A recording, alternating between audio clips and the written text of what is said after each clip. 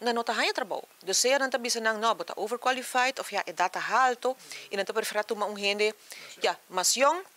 para diferente motivo, e nanta sentir mes discriminar. Esse é o que nanta trece dilante seca nós. E tem tema que matrice que den caba como pergunta, não já vou passa tempo passar, e nanta echt sentir que não agora nem mais que não quer trabalhar para um pouco bisa garantir que mais kuna no por hasi sei paso na nota waro tumana trabalho. É por isso que algum topic não tem mais topic riba nos crânios. Bom, vou comparar com outro país tang mas ali he, quizás governo lo bisabo, ja, nós tem AZV e hope outro país não tem esse, país tão grande tampouco. Tu costin su plus e su min, para a realidade tá com uma situação que preço na subir drasticamente,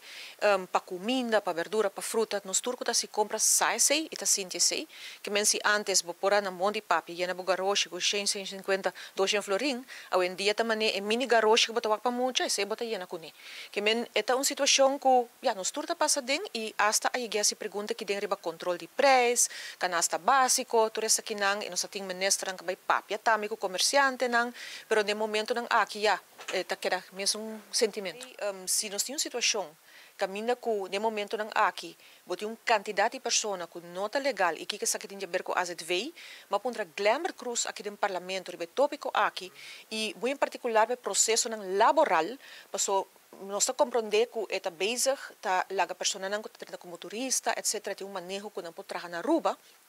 Então, a realidade é também que agora nós reunimos com ele e vai enfocar em que tipo de trabalho e está resultado que o Hopi viaja está trabalhando no setor de construção, trabalhando no setor de beleza, trabalhando por visa que esta visa que nós temos de beistand não por hasi sei, mas uma puntre também de com e por visa lista de beistand não abaja. E na primeiro lugar, esse é o que eu tenho que percorrer para ganhar trabalho. Eu ela contestar que não, que o Hopi não quizás não está apto, não está motivado,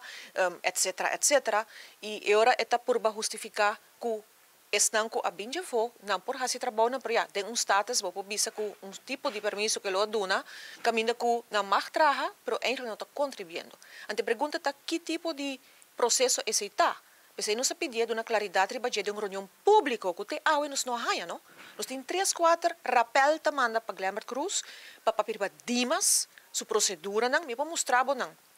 Também para papir para retiro e tempo é de senhora Cati Pascal como diretor, e consequência não que secretária com ele, e te awe nos não haya reunião pública aqui, e também de reunião comissão chiquito, e também de